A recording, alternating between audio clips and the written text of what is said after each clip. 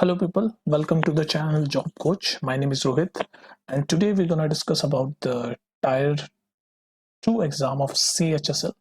As you already know that recently the result of CHSL 2020 Tier 1 has released, and for those people who have qualified for the Tier 2, congratulations to them, but you have to do a little bit of more effort in this descriptive paper. So we're going to discuss about the format and a little bit of tips I will give for the preparation of descriptive paper. Okay, and so let's get started without wasting any time. So first of all, let me give you the format, or you can say the mode. And I think everybody knows that the mode is pen and paper mode. You have to write with pen and they will give the sheet in the examination hall. And also the time duration is 1 hour. Time duration is 1 hour 60 minutes. Then number of questions. How many questions? Only 2. What are those 2 questions? Essay and letter writing. Okay, so these are the little format which everybody knows. I'm just giving you everything from the beginning, so I thought why not to mention this. So this is the mode: pen and paper, time 1 hour, and number of question 2, essay and letter. Okay, so marks इसमें होते हैं 100 marks. Okay, 50 marks for essay and 50 marks for letter. Is it clear? Okay, अब आपको ये देखना है इसमें. Okay, so these 4 marks are really important because especially in SSC CHSL, where they just have 2 parts or 2 tier, in tier 1 tier 2, so this 100 marks is really important, especially in CHSL, though it is important in CGL also, but in CHSL it is more important because it is the only second exam, and after that you will have typing and all, which doesn't have marks to count, but these marks will be counted in your merit list. Okay, so let's get into it. सबसे पहले आपको एसे, जो एसे लिखना है उसकी word limit होती है 200 to 250 words. And now let me make it really clear कि जो वर्ड लिमिट है, SSC is very strict about it. इस वर्ड लिमिट से आप ऊपर नहीं जाना. Don't exceed this word limit. If you exceed this word limit, probably they're gonna cut your marks, which you don't want, isn't it? So you don't have to exceed this word limit. Just be into this word limit, 200 to 250 words.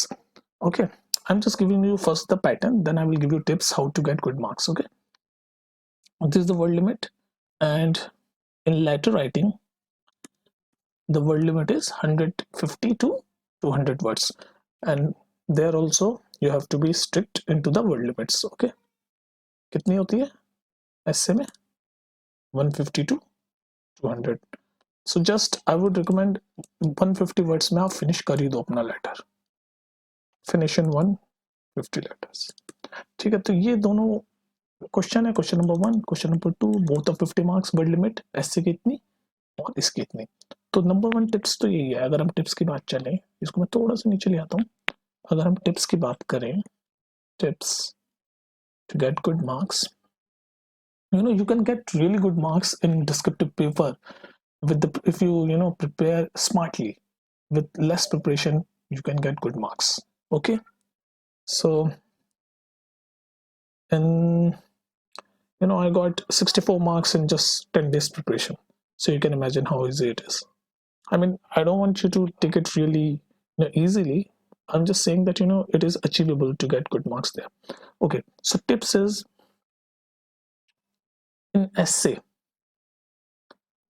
try to break down your essay in 3 parts. First part, what is first part?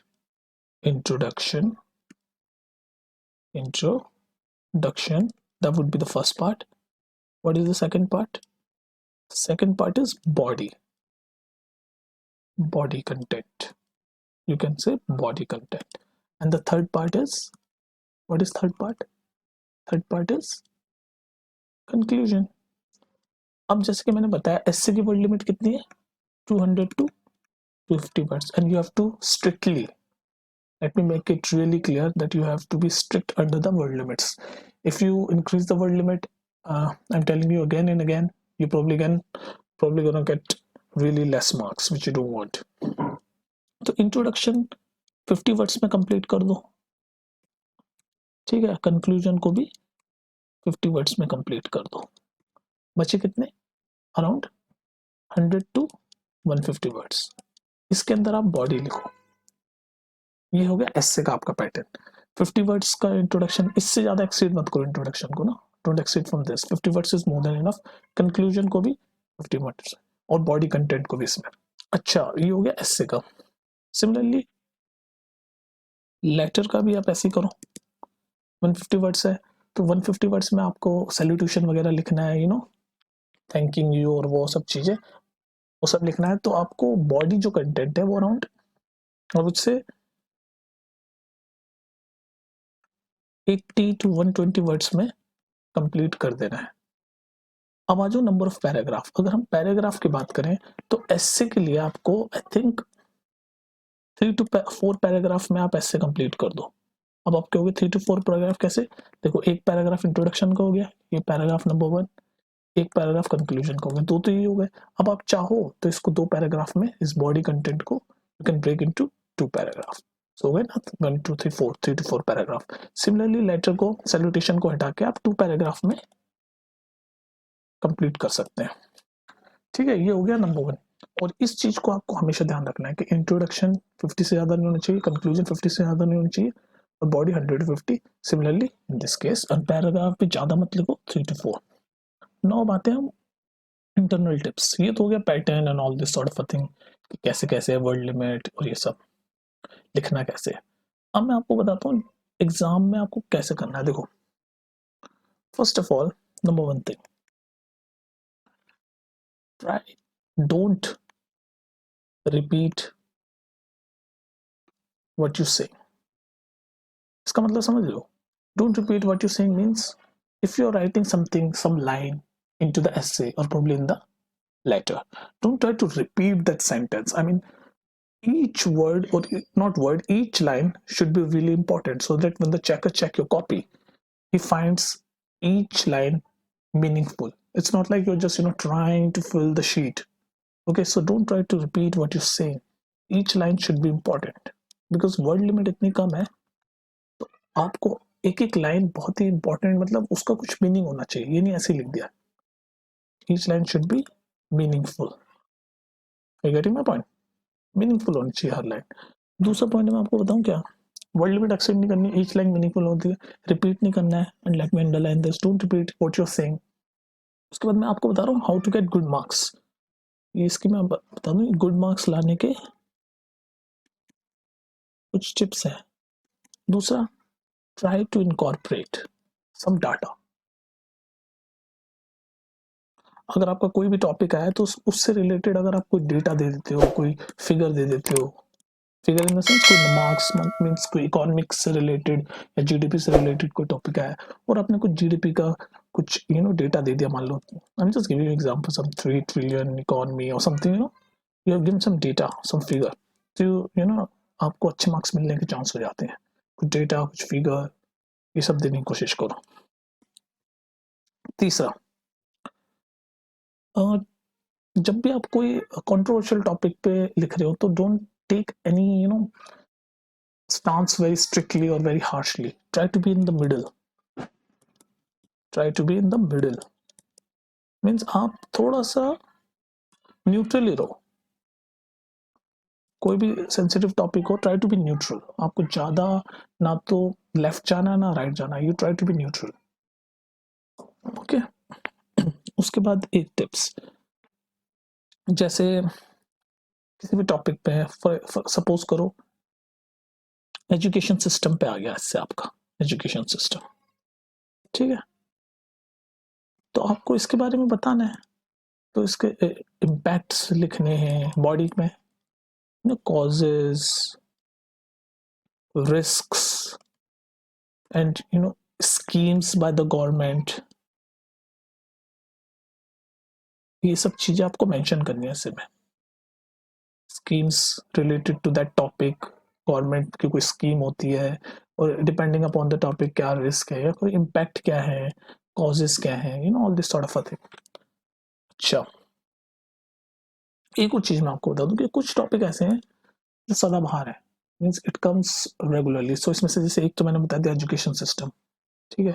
एक topic है बड़ा favourite है, आ जाता है women empowerment, ठीक है। Terrorism, इसका मतलब ये नहीं कि ये सिर्फ पढ़ के निकल गए, टेररिज्म, ओके,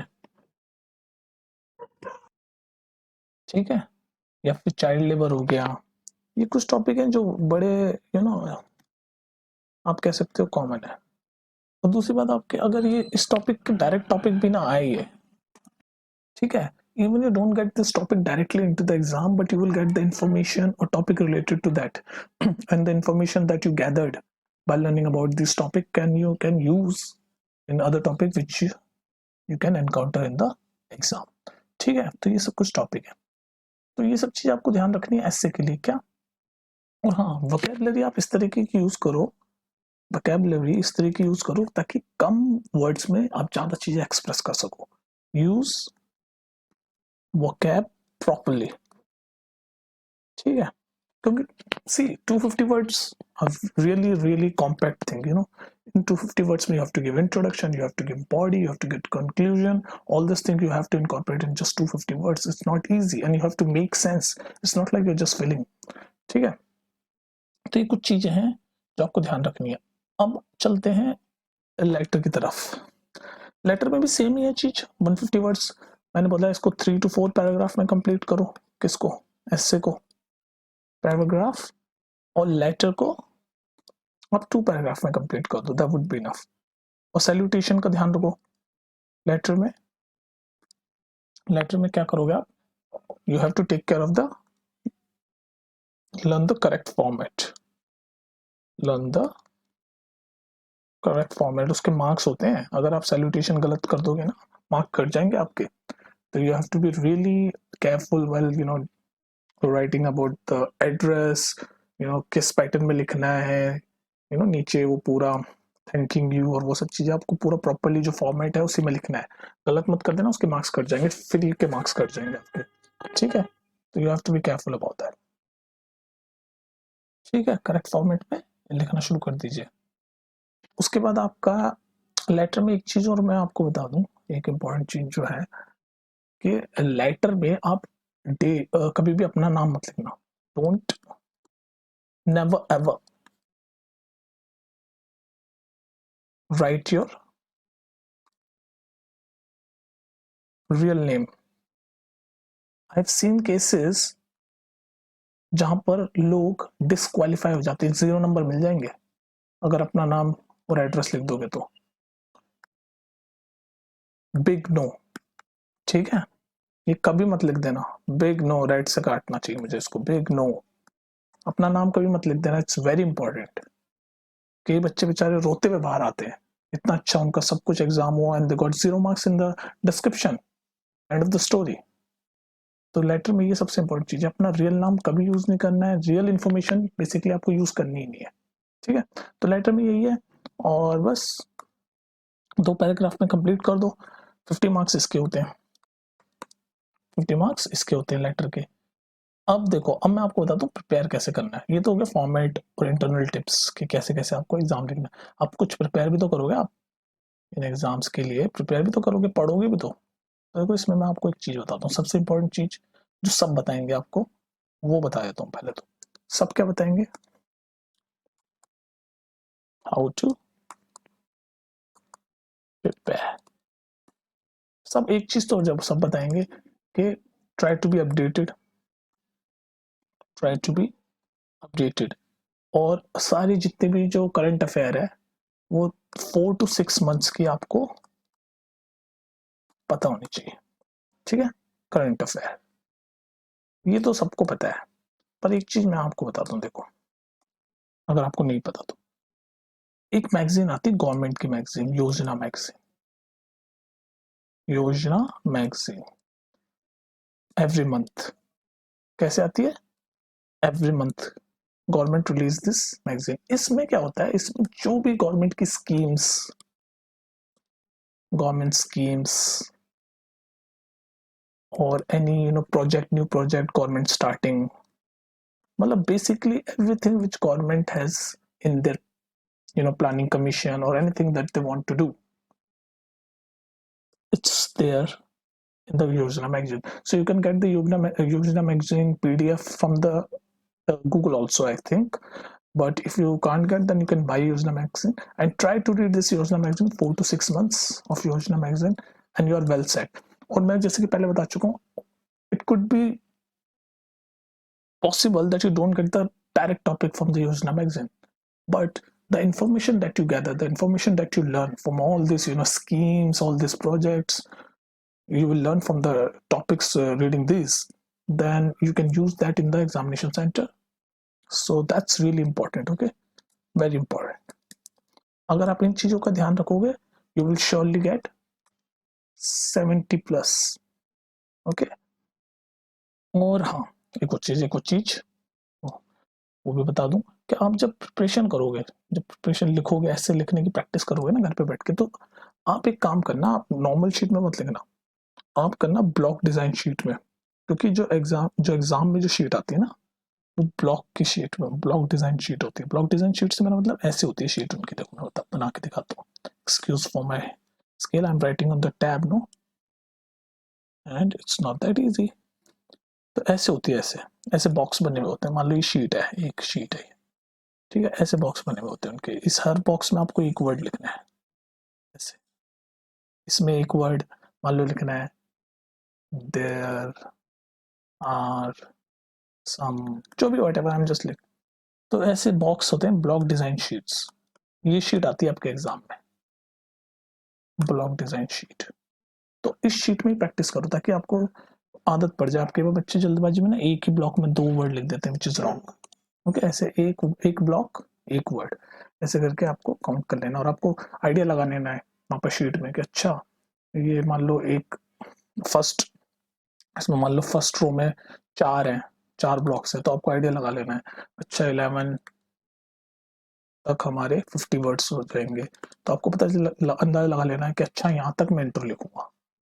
ठीक है, थोड़ा सा आइडिया कर लेना ना, वैसे कोई डॉट मार देना पेंसिल से या समथिंग लाइक दैट कि यहाँ तक मुझे इंट्रो लिखना है 50 वर्ड्स का या जो भी.